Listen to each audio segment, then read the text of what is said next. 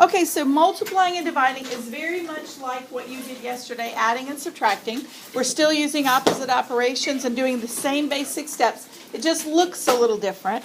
So we're just going to do a little practice on it. So these are the same as what we looked at yesterday. Our goal is still to get x by itself. The rule is still whatever you do to one side, you must do to the other. Sorry about that. You are still solving for x. We're lining up the equal sign, and we're boxing the x if that's helpful. So all of that still applies. So this example I already have in your notes. Now the good thing about these is that they're even shorter to write than the others were. So this problem says 3 times y equals 12, right? 3 times y equals 12. Do me a favor and turn this way if you're facing the other direction, okay? 3 times y equals 12. So what is y? A variable. 4, right? Y is 4. And remember again, our goal is not to see if you can figure out what times 3 is going to give us 12. Our goal is to teach you a process. Okay, so since this is multiplying, we're going to use inverse operations or opposite operations, which means we're going to, opposite of multiply is? Divide. So we're going to divide. So this is 3 times y, so we're going to divide by 3. So it's going to look like this. The first step, box the x. Remember, that's optional, but if it helps you, do it. Because that's what we're going to be working with. We're getting rid of that 3 because we want y by itself. We're going to line up our equal sign. Now, you could write a divide sign, but remember, algebra is a shortcut. So our shortcut is to show division in the form of a fraction. Instead, we're just going to divide by 3 like that. Okay, if you write a divide sign, I won't count it wrong, but this is much better. Okay, so I'm going to divide by 3 on that side and divide by 3 on that side. Because whatever I do to one side, I have to do to the other. So 3 divided by 3 gives us 1, right? So I'm going to cross that off because that was our goal, was to get rid of it. So now we have 1y or just y. I normally won't write that 1, but I just did it to show you. That's what we got. So that's really just y equals, and then we do our math on the other side. 12 divided by 3 is? And we knew our answer was going to be 4. So y equals 4.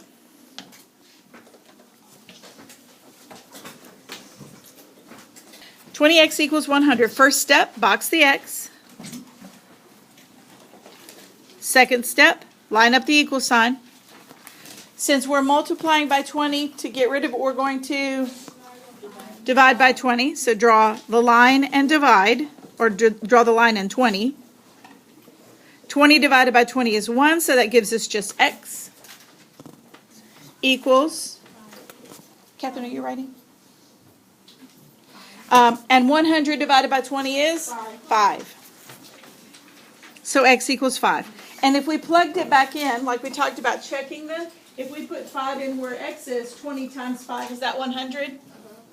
So we know we did it right. All right, let's do the next one. 15x equals 75. Somebody tell me the first step. First step is what? Box the x. Box the x. Second step? Line up the equal sign. Third step? Uh-oh.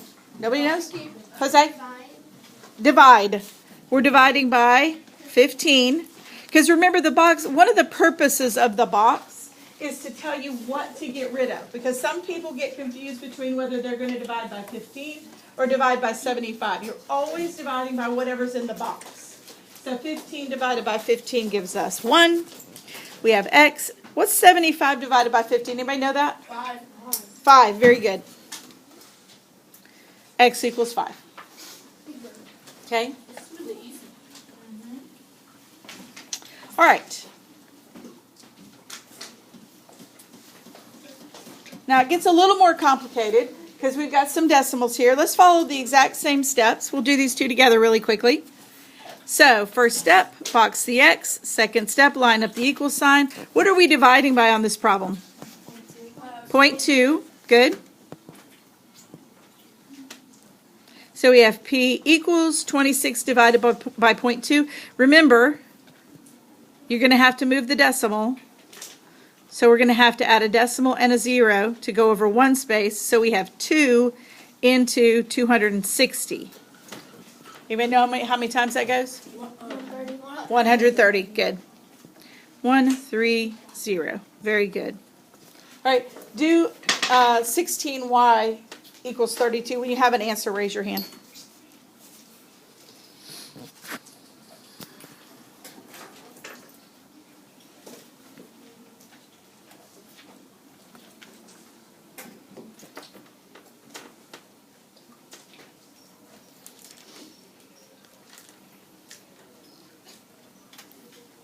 All right, Matt, what'd you get? Good, 0.2. 0.2 or 0.2, because remember we had that decimal in there. Look at this problem for a second. Okay, there's a fraction, which is a division problem, but really we're still doing what? Multiplying. We are still multiplying. Because this says 1/9 times f equals 9, okay? So even though it's a division problem, we're still multiplying. This is the one place where people get a little bit confused. They get confused between dividing and multiplying. But just remember, it's 1/9 times f. So let's follow the exact same steps.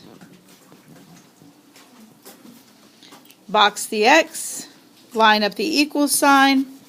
Now, if we are multiplying by 1/9, what do we need to do now? Divide by 1/9. So I'm going to draw, and don't be bothered by the fact that there's a fraction on top of a fraction. It really doesn't matter, because it's just saying 1/9 divided by 1/9. That's just 1. And then we have 9 divided by 1/9. Let's just work that out real quickly. So we have 9 divided by 1/9. Keep, change, flip, right? So keep the 9. Change, divide to multiply, and flip it over. So we have 9 times 9 is? Over 1. So our answer is? 81. Okay, this is the one that gets the most confusing. Okay, because people get a little bit confused about this. But just remember, you're dividing this by that. So when you divide that by that, you can write it out this way, and it's much easier to see. Don't forget your keep, change, flip. And then we have 81 over 1.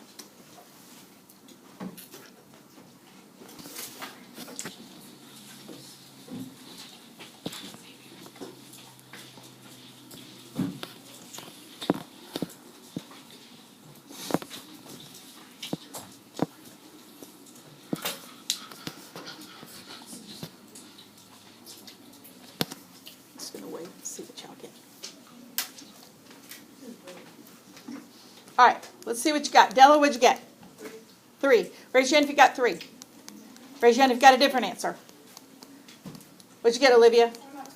12. So it's either 3 or 12. Let's look at it. 6 divided by 1/2. 6 over 1 divided by 1/2. 6 over 1 times 2 over 1. We get 12. Keep, change, flip. Okay? If you got the wrong answer, you are not alone. There were a bunch of you. Okay, but just be careful on that. And it helps you to write this part out. Okay, that helps you to write that out, especially if you're likely to make that mistake. Okay, and also, just a side note, if you looked at this, if you were checking your work, okay, 1/2 of a number equals 6. Well, 1/2 of 3 doesn't equal 6. 1/2 of 12 equals 6. Okay? All right. All right, so this is the example that I have in your notes for you. This is a dividing equation. So we have x divided by 3 equals 6. Okay? So instead of dividing, we're going to do opposite operations, which means we're going to multiply. So I'm going to line up the equal sign, box the x. I have x divided by 3. So since x is divided by 3, I want to do what?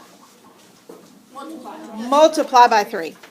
So I'm just going to write it this way. Times 3 times 3. Don't even have to write it on a separate line. All right, so if we divide something by 3 and multiply by 3, we're going to get 1, right? So this is 1x, or just x, equals, and 6 times 3 is? 18. So x equals 18. Let me erase that 1 so that doesn't confuse you. Okay? So,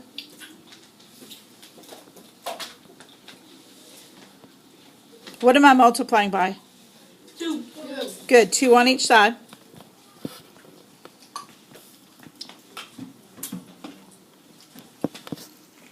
Did you get that? Yes. Okay, good.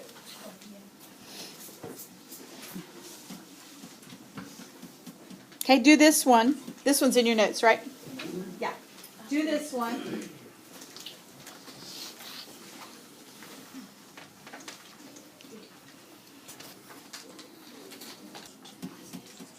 Okay, what answer did you get? 1.2. 1.2. Raise your hand if you agree with 1.2. Raise your hand if you got a different answer. What'd you get, Matt? 0.12. Let's check it out. So we have 0.02 times 6. 2 times 6 is 12. We have 1, 2 behind the decimal. 1, 2. It is 0.12. Okay?